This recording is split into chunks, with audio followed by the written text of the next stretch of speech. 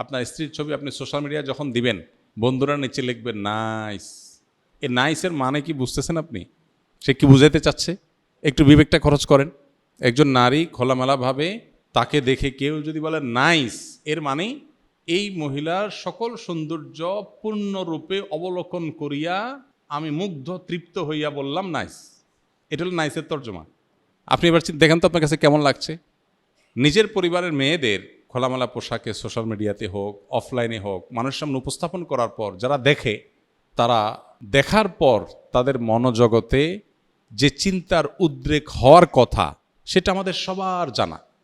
এটা প্রকৃতিগতভাবে, সৃষ্টিগতভাবে এটা খুবই কমন এবং সাধারণ এবং স্বাভাবিক বিষয়। আপনি কিন্তু জানেন।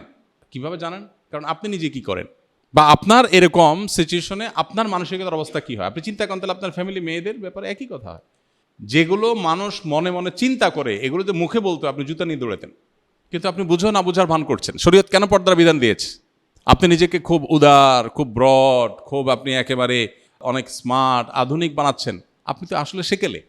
আপনি আপনার পরিবারের মেয়েদের মানুষের সামনে তাদের সৌন্দর্য উপস্থাপন করার মধ্য দিয়ে মানুষের কাছে যে বাজেভাবে তাদের উপস্থাপন করছেন, তাদের যে অপমান করছেন, এটা আপনি বোঝারও চেষ্টা করছেন না। শত শত পুরুষ দেখছে, মানলাম কেউ হয়তো অন্ধ, চোখের জ্যোতি কম, দেখেই না বেচারা। হতে পারে কিছু মানুষ ফিজিক্যালি অসুস্থ, তার মনে বাজে চিন্তা আসার সুযোগই নেই। হতে পারে এরকম আরও কিছু। কিন্তু শত শত হাজার হাজার মানুষ যখন দেখে, আপনি তো হলফ করে বলতে পারেন, নিশ্চিত বলতে পারেন যে কিছু মানুষ এখানে অবশ্যই মনে মনে তাকে নিয়ে জেনা করছে। সন্দেহ আছে কোনো? এইটুকু বোঝার জন্য তো পণ্ডিত হওয়ার দরকার নেই। তো আমার ফ্যামিলির একজন মেয়ে, আমার স্ত্রী, আমার বোন, আমার মা, আমার ফ্যামিলির কেউ, তাকে আমি মানুষের সামনে উপস্থাপন করে মানুষের কাছে এরকম নোংরা চিন্তা করার সুযোগ করে দিব, এটা কোনো রুচিশীল পুরুষ করতে পারে না।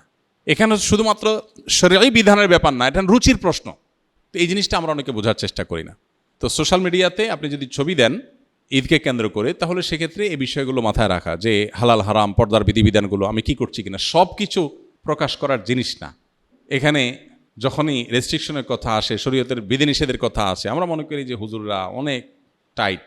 আপনি অনেক কিছুর ছবি প্রকাশ করেন না, লুকান, সব কিছু আপনি দেখেন না। আপনিও যথেষ্ট কনজারভেটিভ অনেক ইস্যুতে। কিন্তু আল্লাহর বিধিবিধানের ভিত্তিতে যে ব্যক্তি নিজেকে নিয়ন্ত্রণ করে, আপনি তাকে নিয়ে বাজে কথা বলেন, তাকে নিয়ে আপনার মনে হয় সে অনেক কনজাস্টেড, সে অনেক সংকীর্ণ, আপনি মনে অনেক উদার। মূলত আপনি উদার না, আপনি উদাসীন। জামাই বউ একসাথে ঈদের জামা কাপড় পরে ছবি তুলে সোশ্যাল মিডিয়া দিয়ে দিলেন, আর বললেন দোস্তরা ঈদ মুবারক। দোস্ত তো বানাচ্ছেন 5,000 ফেসবুকে। এখন এই যে ছবি দিলেন, এটাতে রমজান জুড়ে যে আমল টামল করলেন, এগুলো সব বরবাদ করার জন্য যথেষ্ট হয়ে যেতে পারে। সেরকম একটা কাজ করলেন, তো এটা তো না জায়েজ কাজ।